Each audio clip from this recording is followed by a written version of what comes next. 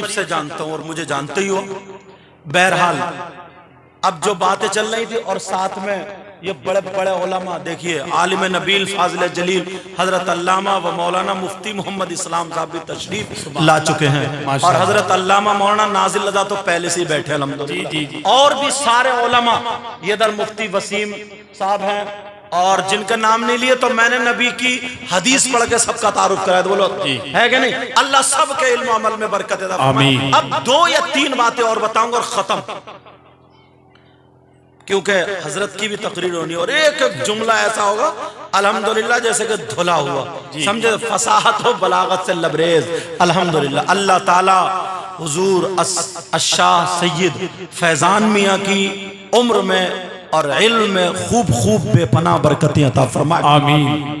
اب پھر وہیں پہ پہنچو، ایک بات بتاؤ، اگر کسی کو پیشاب پینے دیا جائے تو وہ کیا پی سکتا ہے؟ نہیں، بولو نہیں۔ کیوں نہیں پیے گا بھائی؟ اس لیے کہ یہ ناپاک ہے، یہی تو ہے نا، بولو اس لیے کہ یہ ناپاک ہے، اور ہم جس منہ سے اللہ کا نام لیتے ہیں، رسول اللہ کا نام لیتے ہیں، اس منہ سے ہم ناپاک چیز پیئیں گے؟ پیشاب نہیں پی سکتے۔ تو بعض فقہا فرماتے ہیں، اعلی حضرت نے بھی یہی لکھا ہے، جیسے پیشاب ناپاک ہے ویسے ہی شراب بھی ناپاک ہے، ویسے ہی کیا بولو، شراب بھی ناپاک ہے۔ ناپاکی میں پیشاب اور شراب برابر، اگر کپڑوں پر 1 درہم سے زیادہ لگ جائے پیشاب تو اس کا دھلنا ضروری ہے، ایسے ہی اگر شراب لگ جائے تو اس کا دھلنا بھی ضروری۔ تو جس منہ سے اللہ کا نام لیتے ہیں، رسول اللہ کا نام لیتے ہیں، کیا وہ کوئی شراب ڈال سکتا ہے منہ میں؟ شراب پی سکتا ہے؟ آج کے بعد اگر ہم مولا کائنات حضرت علی رضی اللہ تعالی عنہ کے چاہنے والے ہیں، پیار کرنے والے ہیں، تو کوئی بھی نوجوان جیسے بتایا گیا ہے کہ سگریٹ پی رہے ہیں، اس میں نشہ کر رہے ہیں، شراب بھی پی لے رہے ہیں، اور بیئر جس کو کہہ رہے ہیں کہ یہ جو کا پانی ہے، کوئی کہہ رہا ہے فروٹس کا پانی ہے، اس کا جوس ہے، یہ بھی اس میں سے بہنے والی چیز میں سے نشہ آور ہے، یہ بھی حرام ہے۔ لیکن سنو پیارے، حضرت علی وَيَسْأَلُونَكَ عَنِ الْخَمْرِ وَالْمَيْسِرِ قُلْ فِيهِمَا اسْمٌ كَبِيرٌ، اس قرآن پاک کی جو آیت ہے اس کے شان نزول میں حضرت علی کا ایک چھوٹا سا واقعہ، اور دیکھتا ہوں کتنے پیار کرنے والے ہیں مولا کائنات حضرت علی سے پیار کرنے والوں، ان کے بچے حضرت امام حسن حسین اور سیدوں سے پیار کرنے والوں، سنو اللہ اللہ۔ حضرت علی فرماتے ہیں اگر کہیں تالاب ہو اور اس تالاب میں شراب کے چند قطرے ڈال دیے جائیں اور وہ تالاب کا پانی زمین میں خشک ہو جائے، حضرت علی فرماتے ہیں اس زمین پہ گھاس اگ آئے، گھاس جم جائے، جم آئے، یاد رکھو حضرت علی فرماتے ہیں اس گھاس کو اگر میری بکریاں چر لے، اس گھاس کو اگر میری بکریاں کھا لے، اس گھاس کو کھا کر کے میری بکریاں پیٹ بھر لے، تو حضرت علی فرماتے ہیں علی کی وہ ذات ہے کہ ان بکریوں کا دودھ بھی نہیں پیئیں گے۔ اللہ اللہ، ہم مولا کائنات کے چاہنے والے، حسین پاک کا نعرہ لگانے والوں، غوث پاک کا نعرہ لگانے والوں، اگر کوئی شراب پینے والا ہو تو آج اس مجمع میں حضور سید فیضان میاں کی موجودگی میں یہ آل رسول ہیں، نبی کے شہزادے ہیں، عالم بعمل ہیں، ان کی موجودگی میں انشاءاللہ اگر توبہ کرو گے، اگر اللہ نے قبول کر لی تو اللہ رحمان و رحیم ہے، ضرور معاف کر دے گا، مگر پکی سچی توبہ کرنی ہے۔ میں نے غیبت کے بارے میں کہا تھا کہ غیبت کوئی نہیں کرے گا، تم نے مجھ سے وعدہ کیا تھا چغلی کے بارے میں، اور یہ تمام جتنی باتیں بیان کیا تھا، اور یہ شراب بھی اسی میں ہے۔ بولو انشاءاللہ آج کے بعد ہم ان تمام چیزوں سے توبہ کرتے ہیں۔ ہاتھ اٹھاؤ سب لوگ، ہاتھ اٹھاؤ، ہاتھ اٹھا کر کے توبہ کرو، بولو یا اللہ ہم اپنے گناہوں سے توبہ کرتے ہیں، مولا ہمارے گناہوں کو معاف فرما دے۔ آج کے بعد شراب نہیں پئیں گے، جھوٹ نہیں بولیں گے، غیبت نہیں کریں گے، چغلی اور ادھر ادھر لڑائی جھگڑے نہیں کرائیں گے، پکے سچے نبی کے غلام رہیں گے، نمازوں کی پابندی کریں گے اور مسلک اعلی حضرت پر قائم و دائم رہیں گے۔ بولو انشاءاللہ انشاءاللہ انشاءاللہ۔ رکھ لیجئے ہاتھ، اگر میرے بولنے میں جو بھی خطا ہوئی ہو اللہ تعالیٰ کی بارگاہ میں توبہ کرتا ہوں، مولا مجھے بھی معاف فرما دے۔ آپ سب لوگ میرے ساتھ میں پڑھیے، استغفر اللہ ربی من کل ذنب واتوب الیہ۔ کلمہ شریف پڑھیں، لا الہ الا اللہ محمد الرسول اللہ وما علینا الا البلاغ۔ السلام علیکم ورحمۃ اللہ وبرکاتہ۔ حضرات بڑی اچھی تقریر آپ نے سماعت کی۔ رب کی بارگاہ میں دعا ہے کہ رب قدیر ہم سب کو عمل کی توفیق عطا فرمائے۔ جتنے بھی لوگ بیٹھے ہیں وہ ادب کے ساتھ بیٹھے رہیں۔ میں بغیر کسی تاخیر کے اس عظیم شخصیت کو آپ کی بارگاہ میں پیش کر رہا ہوں۔ خدا کی قسم جس کو دیکھ لو تو دل کو قرار مل جائے، آنکھوں کو ٹھنڈک محسوس ہو جائے۔ نبی کا وہ عظیم لاڈلا آپ کی نگاہوں کے سامنے موجود ہے کہ کسی نے کہا تھا کہ ساری دنیا میں در آقا سے اچھا کیا ہے، جس نے طیبہ نہیں دیکھا تو دیکھا کیا ہے۔ حشر میں سارے گناہگار اسی میں ہوں گے، میرے سرکار کے دامن کو سمجھتا کیا ہے، اس لیے کرتا ہوں توبہ میں گناہوں سے بہت، روح کفن سے نکل جائے بھروسہ کیا ہے۔ پیاس کی فکر اگر ہوتی علی والوں کو، وہ سمندر کو بلا لیتے یہ دریا کیا ہے۔ اب آئیے بغیر کسی تاخیر کے شہنشاہی خطابت آبروئے اہل سنت ترجمانی مسلکی اعلیٰ حضرت صوفی وصفا عالم بعمل استاد العلماء آل نبی اولاد علی سیدی سرکار سید فیضان میاں صاحب قبلہ قاضی شہر رامپور شریف کی آمد ہو رہی ہے۔ انشاءاللہ حضرت کی تقریر ہوگی، تقریر کے فوراً بعد انشاءاللہ دستار بندی ہوگی۔ دستار بندی کا منظر بھی ہمیں اور آپ کو دیکھنا ہے، اور حضرت کی نورانی عرفانی حقانی تقریر بھی ہم تمامی غلامان مصطفیٰ کو ادب کے ساتھ سننا ہے۔ آئیے حضرت کا استقبال کیجئے۔ نعرہ تکبیر، ذرا بلند آواز سے بولیں، نعرہ رسالت، نعرہ غوثیت، جشن عید میلاد النبی، مسلک اعلیٰ حضرت فیضان حضور سید شاہد ملت، فیضان حضور سید شاہد ملت، شہزادہ حضور سید شاہد ملت، حضرت علامہ سید فیضان میاں صاحب قبلہ، حضرت علامہ سید فیضان میاں صاحب قبلہ۔ نعرہ تکبیر، نعرہ رسالت۔ جتنے لوگ بیٹھے ہیں وہ بیٹھے رہیں اور ادب کے ساتھ حضرت کی تقریر سنیں، اور دستار بندی کا منظر بھی ہمیں اور آپ کو دیکھنا ہے۔ حضرت کی تقریر ادب کے ساتھ سلیقے کے ساتھ بیٹھ کر کے سماعت کریں۔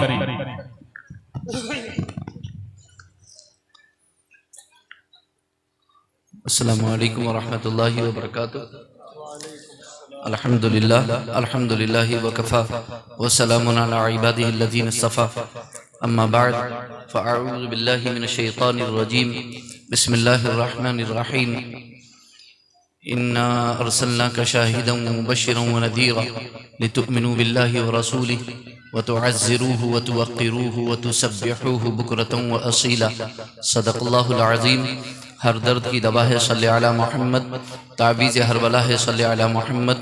درود پاک پڑھیں، اللہم صلی وسلم علی سیدنا و مولانا محمد معدن الجود والکرم وآلہ وصحبہ وبارک وسلم۔ صلاۃ و سلام علیک یا رسول اللہ، صلاۃ و سلام علیک یا حبیب اللہ یا کریم اللہ، وعلی آلک و اصحابک یا شفیعنا عند اللہ۔ اللہ رب العزت کی بارگاہ میں ہم دعا کرتے ہیں، پروردگار عالم ہماری آج کی اس محفل کو قبول فرمائے اور اس کی برکتوں سے ہم سب کو مالا مال فرمائے، اور اللہ رب العزت ہم سب کو علم نافع، عمل صالح، رزق حسن، ایمان کامل کی دولت سے مالا مال فرمائے۔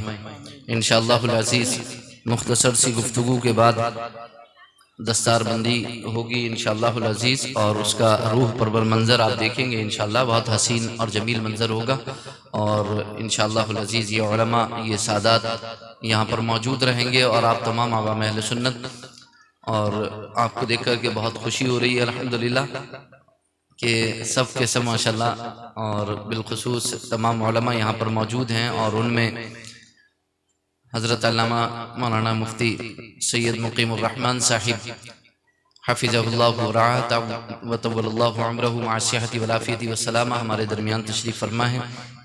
بہترین تقریر سنی حضرت کی، اور میں وہاں سے بھی سن رہا تھا، اور یہاں اتنی دیر سے آیا کہیں ایسا نہ ہو کہ ختم ہو جائے تقریر، اور میں ڈاکٹر صاحب سے کہہ رہا تھا کہ ابھی اور دیر سے چلیے، کیونکہ ہم جتنی دیر سے جائیں گے اتنی دیر تک تقریر ہو جائے گی، تو اسی لیے میں خود دیر سے آیا، اور میں اور دیر سے آنا چاہتا تھا لیکن وہ بار بار کہ نہیں چلے اب، تو میں حاضر ہو گیا۔ اب دیکھیے ختم ہوگی تقریر، اس لیے نہیں آ رہا تھا، اور آپ ماشاءاللہ اتنے جذبے سے اور شوق سے سن رہے تھے، اور میں بھی چاہتا تھا کہ آپ سنتے رہیں بہت اچھے سے الحمدللہ۔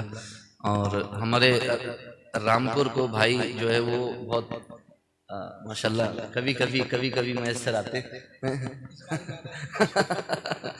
الحمدللہ، اور خواہش سب کی بہت زیادہ رہتی ہے، تو یہاں نوجوان خاص طور سے موجود ہیں جو بہت زیادہ پسند کرتے ہیں اور جن کی بڑی خواہش رہتی ہے، اور دیکھو اتنی بڑی تعداد میں ماشاءاللہ یہ نوجوان موجود ہیں۔ اللہ تعالیٰ ان سب کو سلامت رکھے، آپ سب کو سلامت رکھے، اور اللہ تعالیٰ سب کو عمر دراز بالخیر عطا فرمائے۔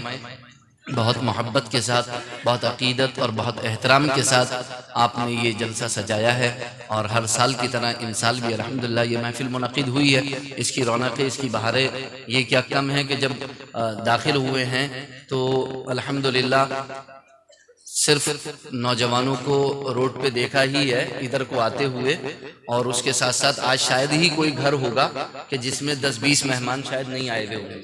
ہاں، یہ جو آپ کے سامنے ہیں یہ بستی کے ساتھ ساتھ یہ بستی والوں کے مہمان بھی ہیں، تو یہ آج کا ایک ایسا دن ہوتا ہے اس پروگرام کا کہ جیسے عید کے دن لڑکے گھر آتے ہیں اور مہمان بھی جو ہے وہ تو یہ ایسا ہی ہے الحمدللہ۔ تو یہ آج کا دن ایسا ہی ہے، یہ پروگرام جو ہے گھوسی پورا کا یہ ایسا ہی ہے کہ اس میں یہاں کے لوگوں کے ساتھ ساتھ ان کے خود کے مہمان بہت ہوتے ہیں ماشاءاللہ، تو اور یہ بڑی اچھی بات ہے کہ یہ مہمانوں کی ذمہ داری خود لیتے ہیں، اور ان کی ایک موقع بھی مل جاتا ہے الحمدللہ، تو بہت اچھی بات ہے۔ اور اللہ تعالیٰ قبول بھی فرمائے اور آپ کے جذبوں کو بھی قبول فرمائے، اور اللہ رب العزت اس محبت اور اس عقیدت کا بہتر صلہ دنیا اور آخرت میں عطا فرمائیں، اور دونوں جہان میں کامیابیاں، کامرانیاں، سرفرازیاں عطا فرمائیں۔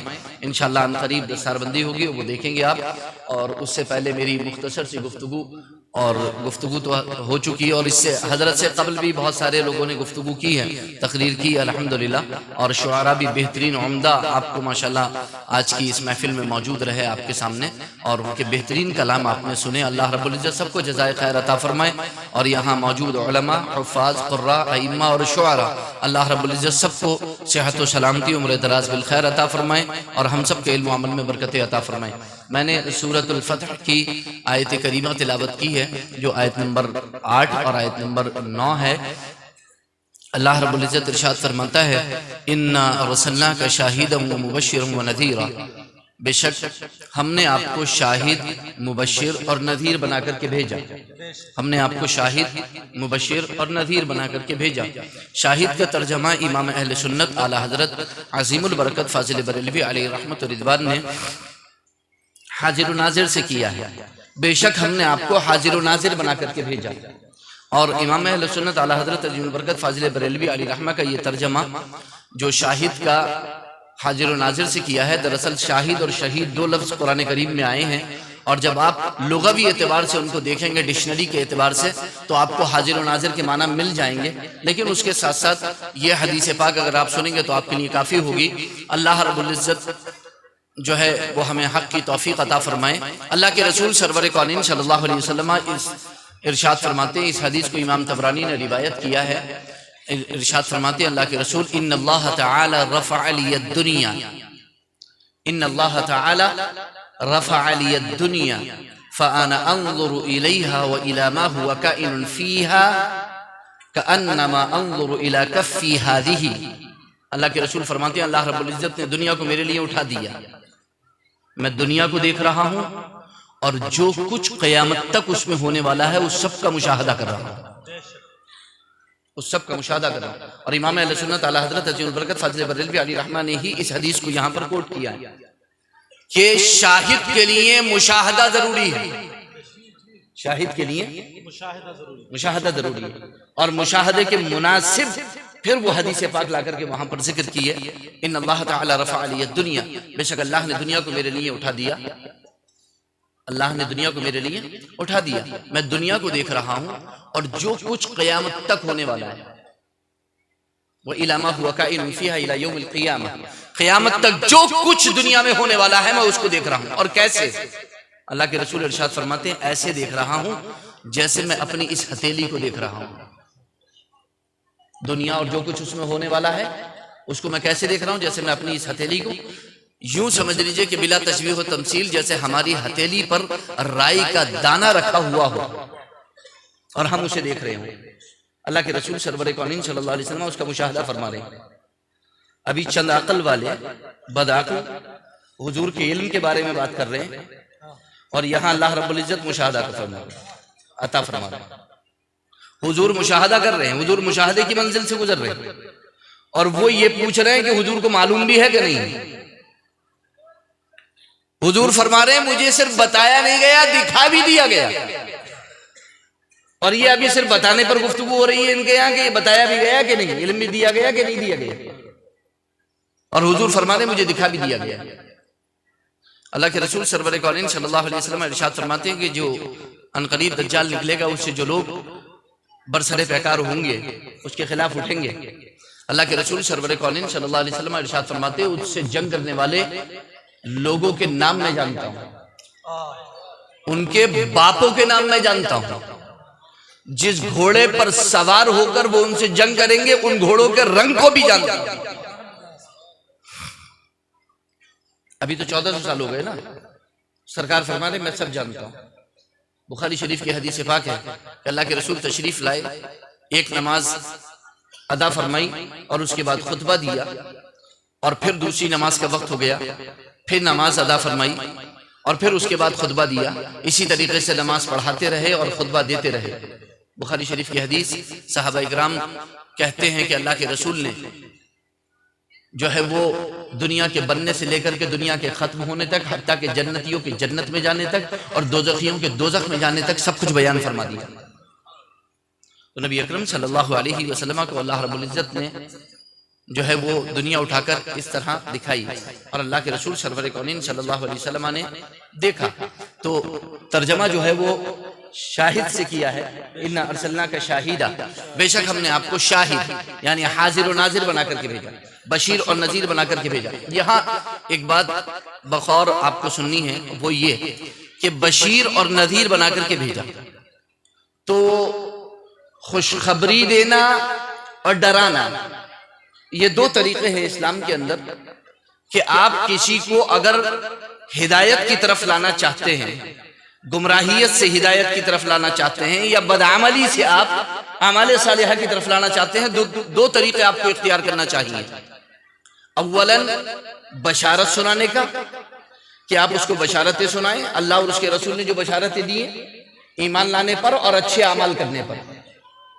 اور اگر وہ اس سے باز نہیں آتا تو پھر آپ اسے ڈر سنائیے، تو پھر آپ اسے ڈرائیے، تو پھر آپ اسے ڈر سنائیے، تو پھر آپ اسے ڈرائیے.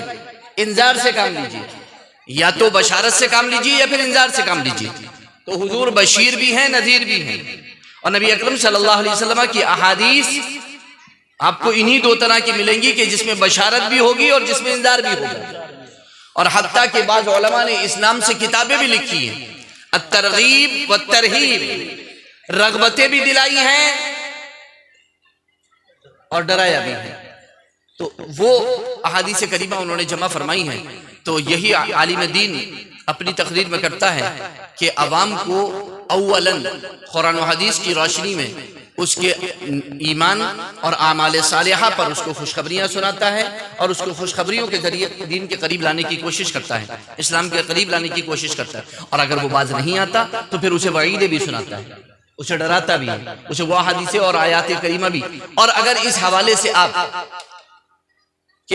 چاہتے ہیں کہ آپ کو پتہ چلے کہ آخرت کیسی ہے، اور ڈر کے حوالے سے اگر آپ آیات کریمہ اور وعید کے حوالے سے اگر آپ دیکھنا چاہیں تو پارہ نمبر 29 کا مطالعہ کیجیے. آپ پارہ نمبر 29 کھول کے بیٹھ جائیے، آپ مصلی پر بیٹھ جائیے، تنہا کوئی نہ ہو اس وقت میں، آپ ہوں اپنے رب سے ملاقات کرتے ہوں، اپنے رب سے مناجات کرتے ہوں، سرگوشی کرتے ہوں، دعا کرتے ہوں، مصلی پہ بیٹھے ہوں، رحل پہ قرآن رکھا ہو اور آپ جو ہے قرآن کریم پڑھتے ہوں. پارہ نمبر 29 پڑھیے. اگر آپ نے سچے دل سے پارہ نمبر 29 ترجمے کے ساتھ پڑھ لیا تو پارہ نمبر 29 پورا نہیں ہو پائے گا کہ آپ کا چہرہ اور آپ کے کپڑے آپ کے آنسوؤں سے بھیگ جائیں گے. دیکھیں، اور پھر اس میں آپ کو وہ واقعہ بھی نظر آئے گا کہ جو حضرت خالد بن ولید کا تھا کہ جب وہ ایمان لائے تھے تو اپنے دل کو سکون پہنچانے کے لیے قاری قرآن سے، حافظ قرآن سے انہوں نے سورہ مدثر بار بار سنی تھی. حالانکہ دیکھا جائے تو اس میں ان کے والد کے لیے سخت وعید تھی. ان کے والد کے لیے اس میں جیسے جیسی آیات موجود ہیں، مگر اس کے باوجود انہوں نے سنی تاکہ ان کے دل کو سکون ملے. اللہ رب العزت ارشاد فرماتا ہے انا ارسلناک شاہدا ومبشرا ونذیرا لتؤمنوا باللہ ورسولہ وتعزروہ وتوقروہ وتسبحوہ بکرۃ واصیلا، کہ تم ایمان لاؤ اللہ پر، اس کے رسول پر، اور رسول کی تعظیم و توقیر بجا لاؤ، اور صبح و شام اللہ کی پاکی بیان کرو.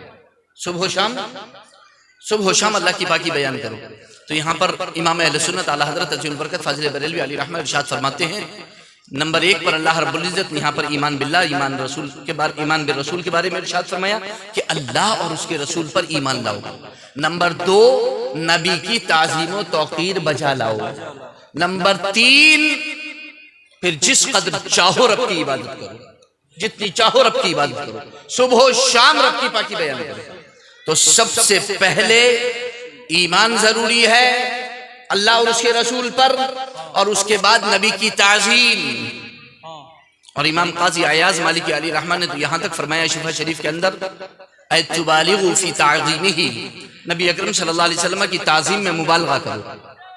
اور علماء فرماتے ہیں کہ اتنا مبالغہ کرو کہ حد الوہیت و ربوبیت تک نہ پہنچے، مقام الوہیت مقام ربوبیت تک نہ پہنچے. اور اس کو اگر آپ سننا چاہیں تو علامہ سید ہدایت رسول رام پوری علیہ رحمت و رضوان نے اس مقام کو ایسے بیان کیا ہے نعت کے اندر کہ مجھے بھی دکھا وہ ادا تاج والے کہ جس پر ہے پیارا خدا تاج والے، نہ تجھ میں خدا ہے نہ تو ہے خدا میں، نہ تو ہے خدا سے جدا تاج والے. تجھے کون سمجھے تجھے کون بوجھے، تو بے شک ہے سر خدا تاج والے. بہت ہی انہوں نے اس طریقے سے اس کو بیان کیا. آپ دیکھیں، نہ تجھ میں خدا ہے نہ تو ہے خدا میں، نہ تو ہے خدا سے جدا تاج والے. تو یہ بیان کیا ہے انہوں نے. تو جتنی چاہو نبی اکرم صلی اللہ علیہ وسلم کی تعظیم کرو، جتنی چاہو نبی اکرم صلی اللہ علیہ وسلم کی تکریم کرو، توصیف کرو، نبی اکرم صلی اللہ علیہ وسلم کی نعت بیان کرو. یہاں بس ایک جملہ آپ سنیں اور اس کے بعد انشاءاللہ العزیز آپ دیکھیں گے کہ اختتام کی طرف پہنچے گی یہ محفل. کہ اگر آپ سے ایک جملے میں اور 10 سیکنڈ کے اندر کوئی یہ کہے کہ تم بیان کر دو کہ اسلام کیا ہے، تو کیسے بیان کرو گے؟ اگر آپ سے کوئی یہ کہے کہ ایک جملہ، دوسرا جملہ نہیں چاہیے، ایک جملہ اور 10 سیکنڈ بتاؤ کہ اسلام کس چیز کا نام ہے، تو کیسے بتاؤ گے؟ آپ یاد رکھو وہ جملہ دیا ہے علامہ امام فخر الدین رازی رحمت اللہ تعالی علیہ نے تفسیر کبیر کے اندر. ارشاد فرماتے ہیں خالق کی تعظیم اور مخلوق پر شفقت و مہربانی کا نام اسلام ہے. خالق کی تعظیم اور مخلوق پر شفقت و مہربانی کا نام اسلام ہے. خالق کی تعظیم یہ ہے کہ اسی کو رب مانا جائے، اسی کو الہ مانا جائے، اسی کو رب مانا جائے، اسی کو الہ مانا جائے. جب پہلا پیغام آیا، سورہ علق کی پہلی 5 آیتیں آئیں اور پہلی آیت اقرا پڑھیے، تو وہیں پر آیا اقرا بسم ربک، اپنے رب کے نام سے پڑھیے. چونکہ رب بہت سارے بنا رکھے تھے کفاران مکہ نے، مشرکین مکہ نے بہت سارے رب بنا رکھے تھے، بہت سارے رب تھے، مگر یہیں پر اللہ رب العزت نے ان تمام ارباب اور وہ جو ارباب باطلہ تھے ان سب کو باطل قرار ٹھہرا دیا. ارشاد فرماتا ہے اقرا بسم ربک الذی خلق، پڑھیے اس رب کے نام سے جو خالق ہے، جس نے پیدا کیا. چونکہ جتنے رب بنا رکھے تھے ان میں خالق کوئی نہیں، سب مخلوق. پہلے ہی جملے میں بیان فرما دیا کہ رب وہ ہے جو خالق ہے، رب وہ ہے، رب وہ ہے جو خالق ہے، مخلوق نہیں۔ رب وہ ہے جو خالق ہے، مخلوق نہیں۔ اور شرع عقائد میں معتزلہ اور اہل سنت والجماعت کا جو اختلاف ہوا ہے بندوں کے خالق افعال ہونے کے سلسلے میں، وہاں بڑی شاندار بحث شرع عقائد کے شارحین نے کی ہے، وہ اہل علم کے لیے ہیں۔ بہرحال تو خالق کی تعظیم یہ ہے کہ اسی کو رب مانا جائے، اسی کو الہ مانا جائے، اسی کی عبادت کی جائے، اسی سے مدد چاہی جائے۔ اور خالق کی تعظیم یہ ہے کہ جو کچھ اس نے کرنے کو کہا وہ کیا جائے، اور جس سے منع کیا وہ نہ کیا جائے۔ اور خالق کی تعظیم یہ ہے کہ جس کی تعظیم کرنے کا اس نے حکم کیا اس کی تعظیم کی جائے، اور جس کی تعظیم کرنے سے منع کیا اس کی تعظیم نہ کی جائے۔ اور ہمارے نبی حضرت محمد مصطفیٰ صلی اللہ علیہ وسلم کی ذات وہ ہے کہ جس کی تعظیم کا حکم کیا ہے خالق نے، توہین کا نہیں، معاذ اللہ رب العالمین، تعظیم کا حکم کیا ہے، توہین کا نہیں۔ اگر کوئی یہ کہتا ہے کہ حضور صلی اللہ علیہ وسلم کی توہین کا حکم کیا معاذ اللہ، تو پھر وہ افترا کرتا ہے، بہتان مانتا ہے، اسے اپنے ایمان کا جائزہ لینا چاہیے۔ تو الحمدللہ ثم الحمدللہ ہم خالق کی تعظیم کرتے ہیں، اسی کی عبادت کرتے ہیں، اسی سے مدد چاہتے ہیں، اسی کو رب مانتے ہیں، اسی کو الہ مانتے ہیں، اور جو کچھ اس نے کرنے کو کہا وہ کرنے کی کوشش کرتے ہیں، اور جس سے منع کیا اس سے باز رہنے کی مکمل کوشش کرتے ہیں، اور اس نے جس کی تعظیم کرنے کا حکم دیا اس کی تعظیم کرتے ہیں، اور جس کی تعظیم کرنے کا حکم نہیں دیا، جس کی توہین کرنے کا حکم دیا، ہم اس کی تعظیم نہیں کرتے، ہم اس کی تعظیم ہرگز نہیں کرتے۔ اور مخلوق پر شفقت و مہربانی، مخلوق پر شفقت و مہربانی یہ ہے کہ ہر مخلوق کا حق ادا کیا جائے، ظالم سے مظلوم کا حق اور انصاف دلوایا جائے۔ اور ہمارے نبی حضرت محمد مصطفیٰ صلی اللہ علیہ وسلم سے زیادہ نہ تو خالق کی تعظیم کسی نے کی ہے اور نہ مخلوق پر شفقت و مہربانی کسی نے کی ہے۔ جناب محمد رسول اللہ صلی اللہ علیہ وسلم سے زیادہ نہ خالق کی تعظیم کسی نے کی ہے اور نہ مخلوق پر شفقت و مہربانی کسی نے کی ہے۔ اور جبکہ ہم نبی اکرم صلی اللہ علیہ وسلم کے امتی ہیں تو ہمیں بھی چاہیے کہ ہم سب سے زیادہ خالق کی تعظیم کریں اور مخلوق پر شفقت و مہربانی بھی سب سے زیادہ کریں۔ اللہ رب العزت مجھے آپ کو سب کو توفیق عطا فرمائے اور دارین کی سعادت و برکتوں سے مالا مال فرمائے، آمین ثم آمین۔ استغفر اللہ ربی من کل ذنب واتوب الیہ، وآخر دعوانا الحمدللہ رب العالمین۔